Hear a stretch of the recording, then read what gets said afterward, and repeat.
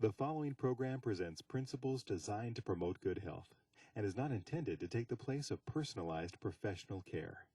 The opinions and ideas expressed are those of the speaker. Viewers are encouraged to draw their own conclusions about the information presented.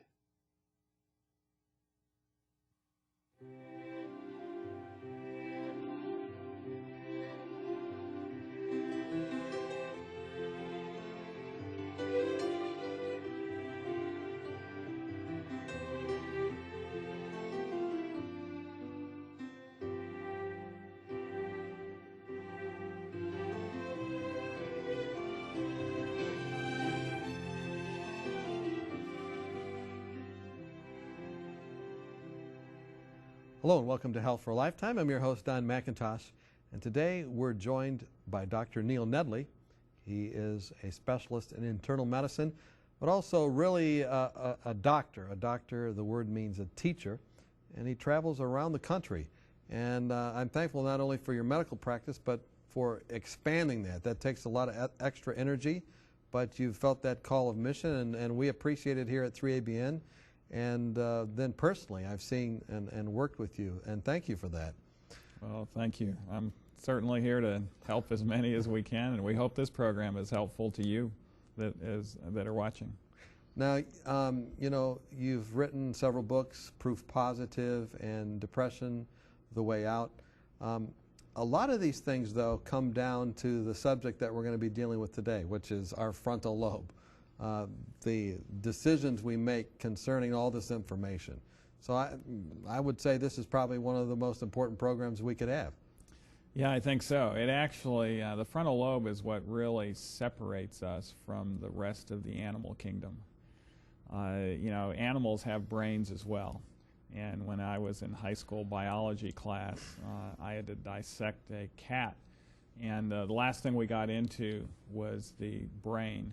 And what I was surprised at was how small the cat brain was, of course, in relationship to a human brain. But what really surprised me even more than that, afterwards, I didn't learn it at the time, but only 3.5% of a cat brain is in the frontal lobe. Not much morality in a cat. What makes us moral creatures actually is our frontal lobe. Cats also don't have very good judgment or analytical ability.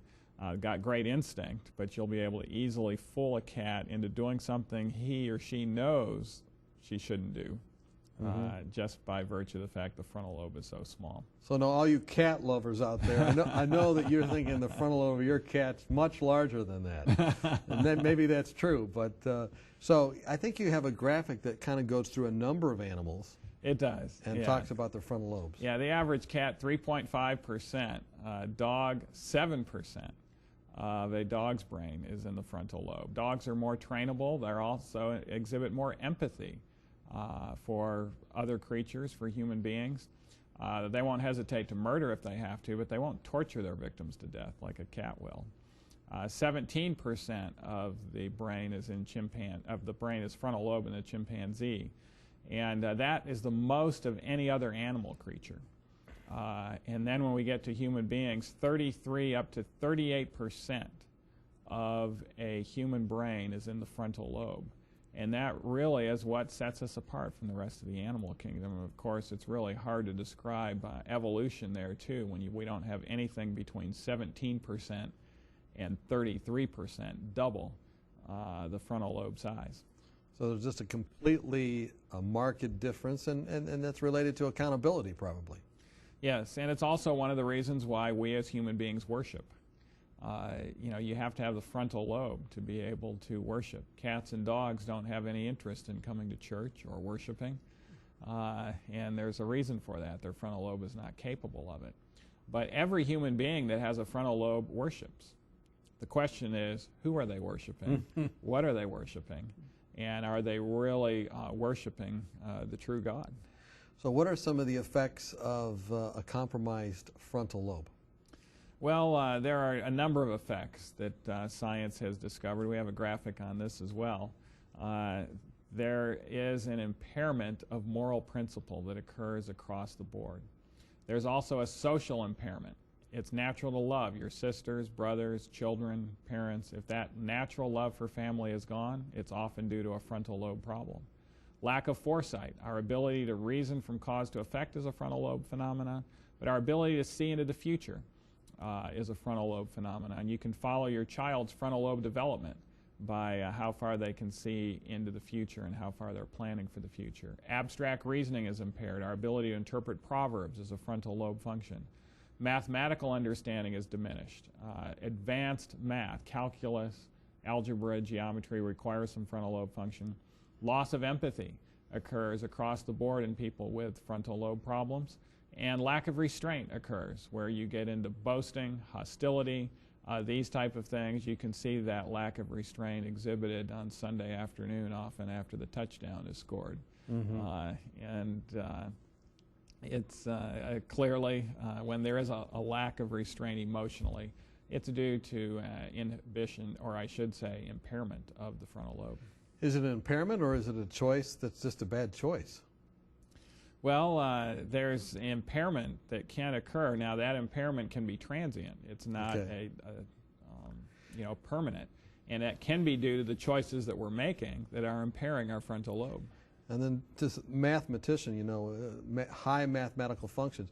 I've known of some pretty immoral, highly trained mathematicians as well. So, in other words, you can have a very developed frontal lobe but still decide against what it's telling you to do. Yes, that's correct.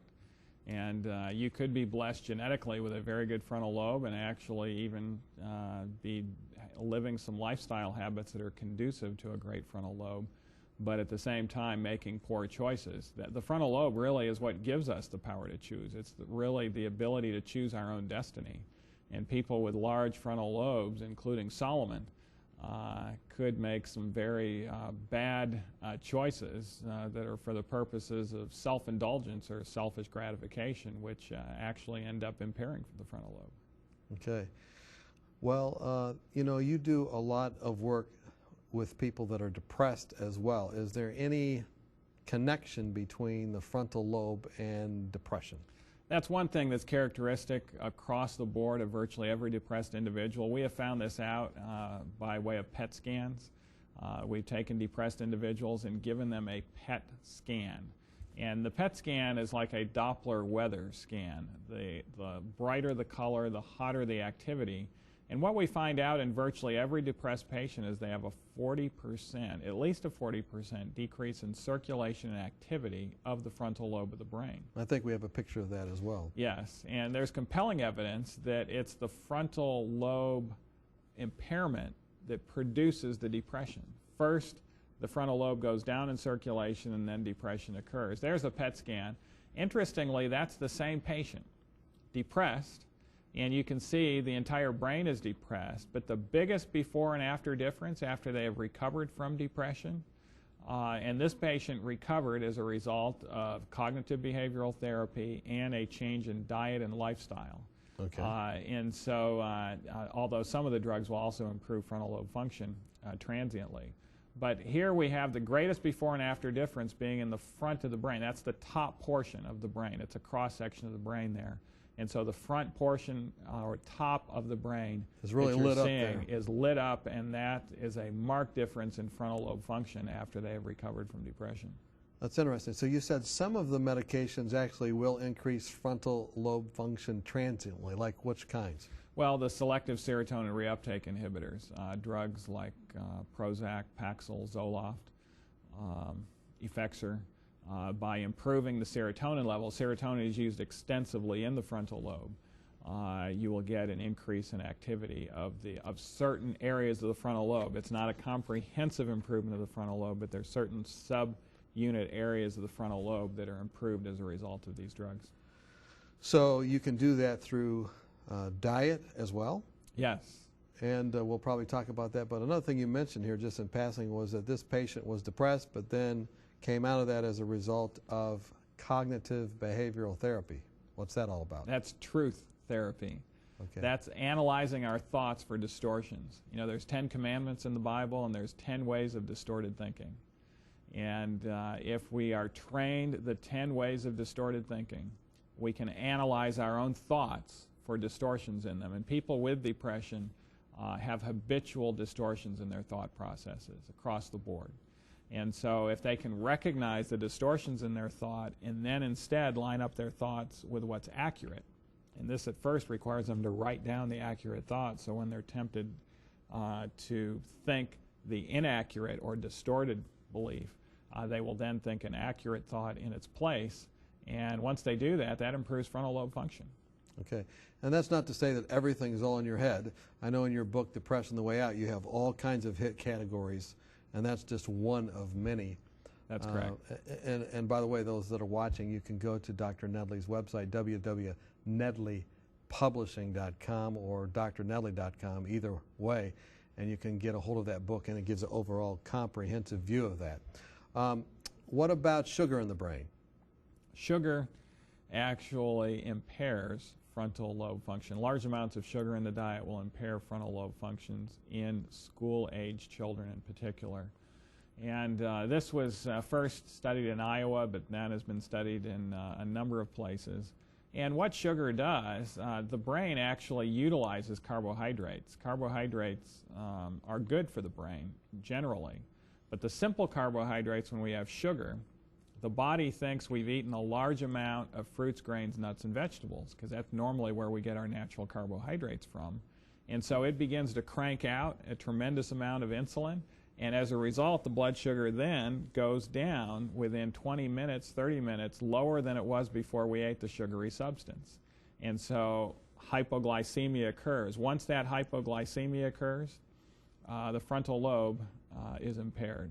And even after we snack to bring it up, the child might feel a little shaky, a little hungry, might decide to snack. It takes 4 hours for the brain to fully recover from that.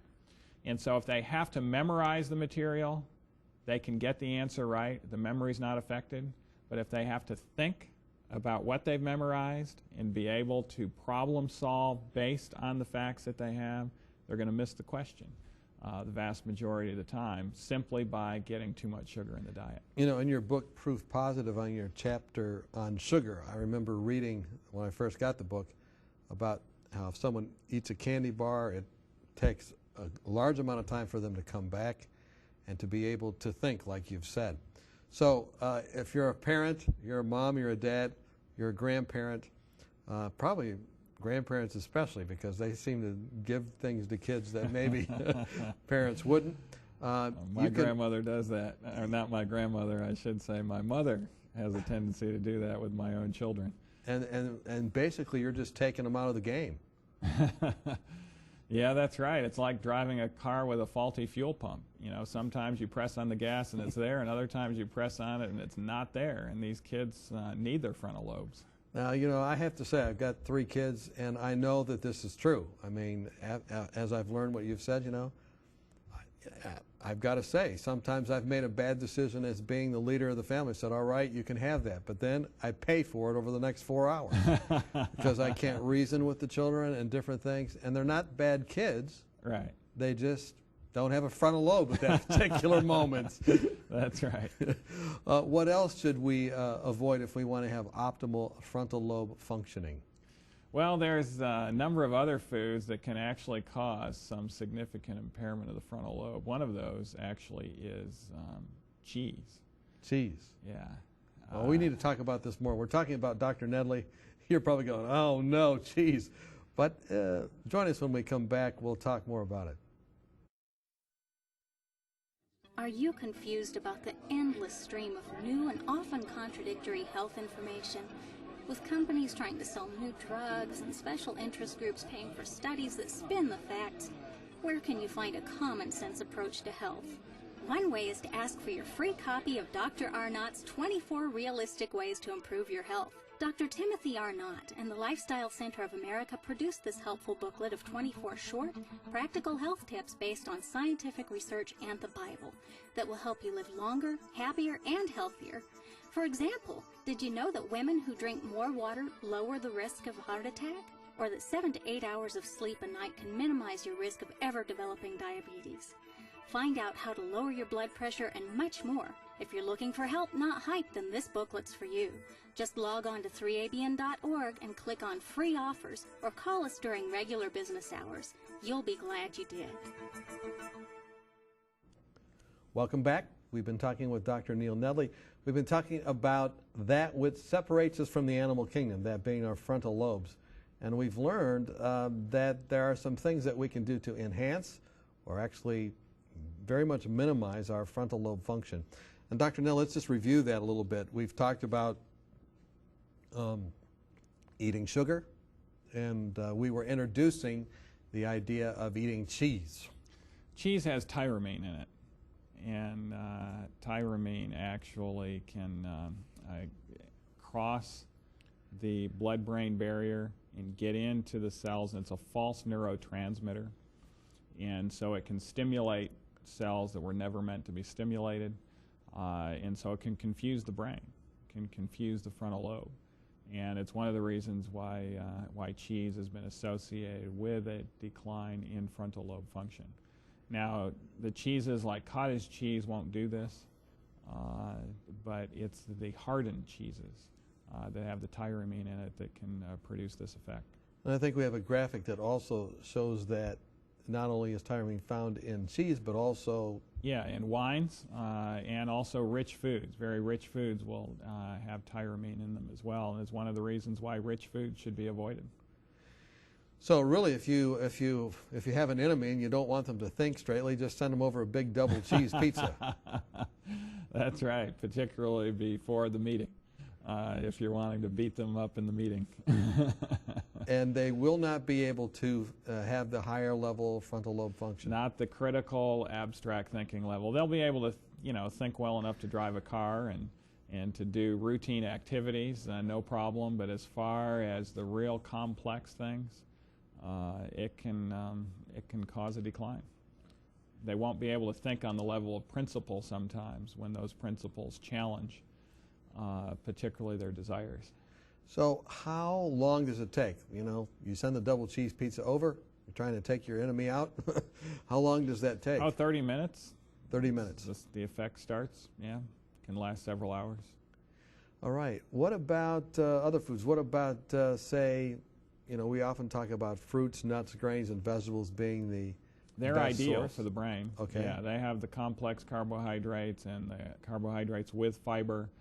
That's not going to produce the big ups and downs in blood sugar, and so they're very good for frontal lobe function and brain function.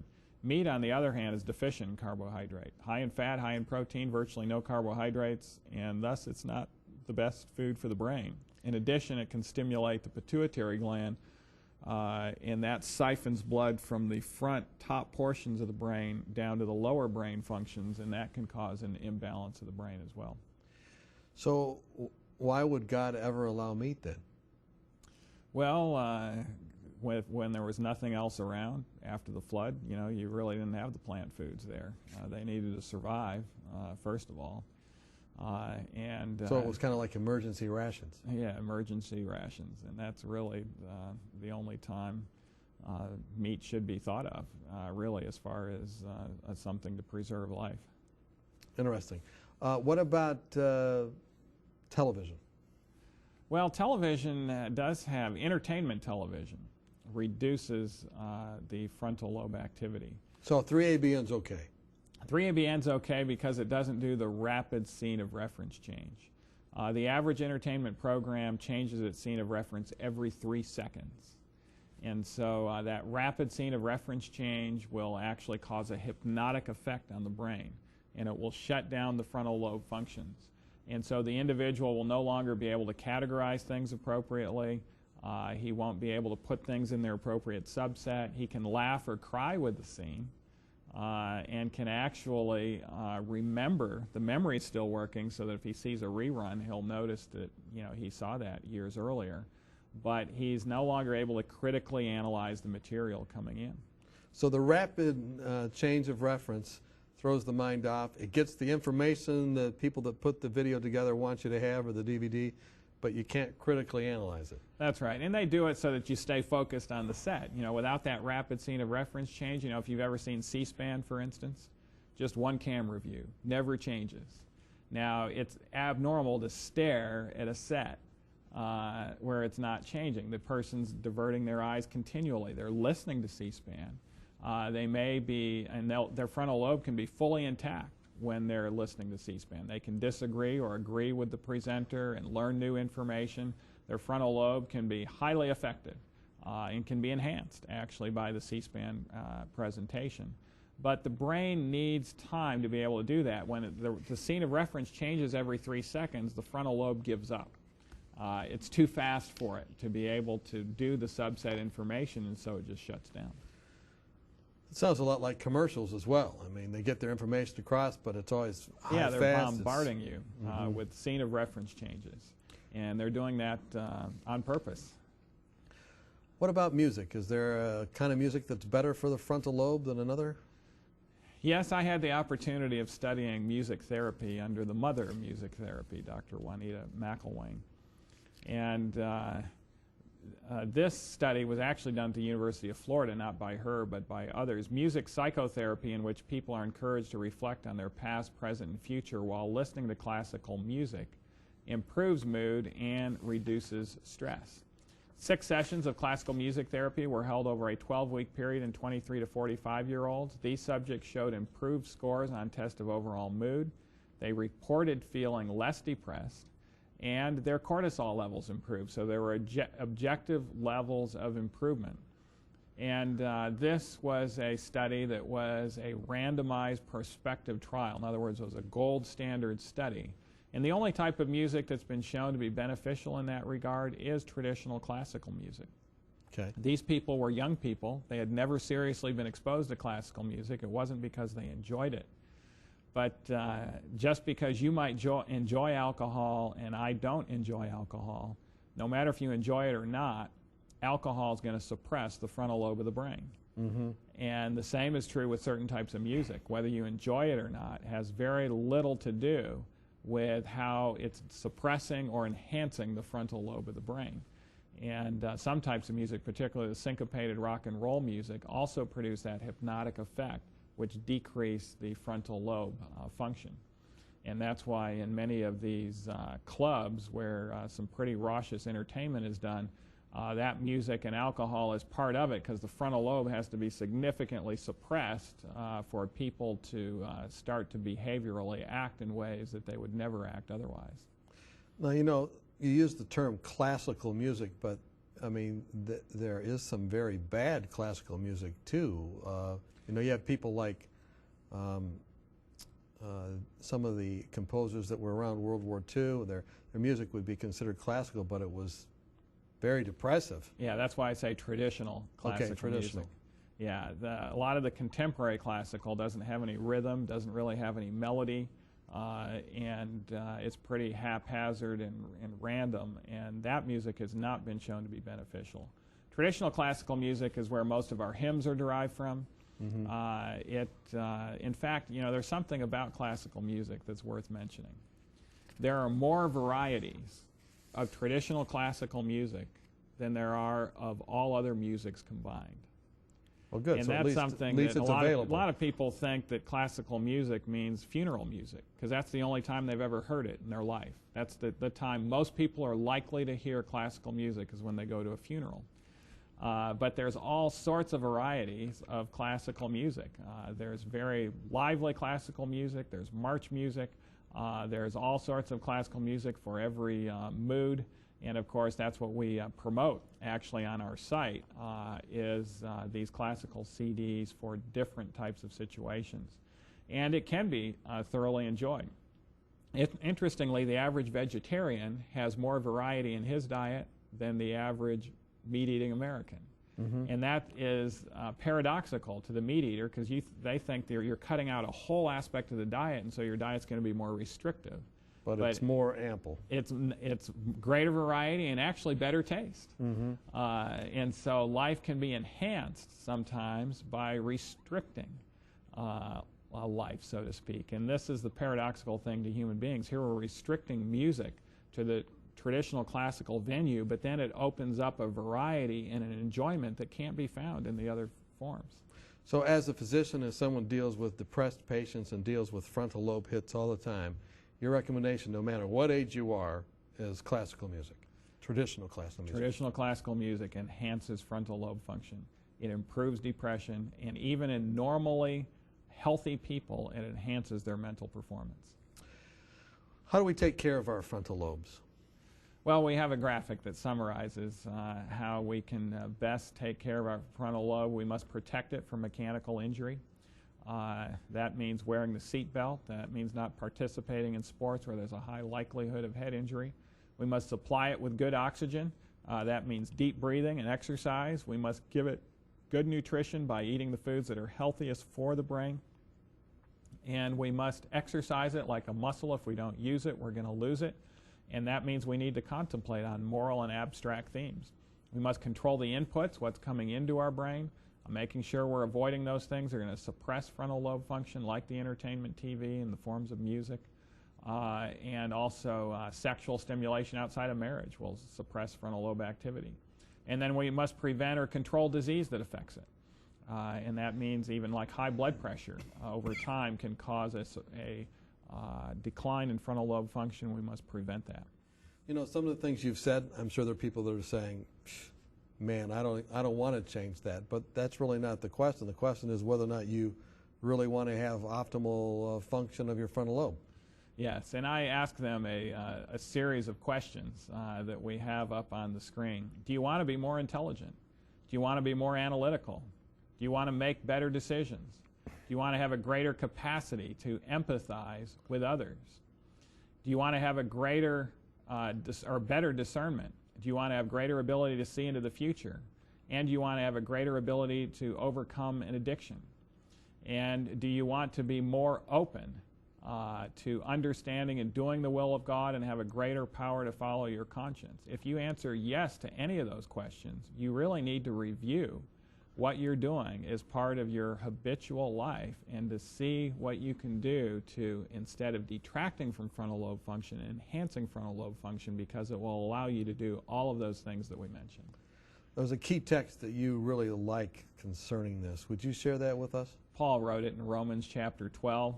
I beseech you, therefore, brethren, by the mercies of God, that ye present your bodies a living sacrifice, wholly acceptable unto God, which is your reasonable service. He goes on to say, be not conformed to this world, but be ye transformed by the renewing of your mind, that ye may prove what is that good and acceptable and perfect will of God. This is not extremism. Paul says it's your reasonable service, but he says be willing to sacrifice. And on the surface, it seems like a sacrifice, but God never asks us to do anything that's not for our best good. Thank you so much for joining us today. Thank you, Dr. Nedley, for being with us. We hope that as a result of today's program, you have health that lasts for a lifetime.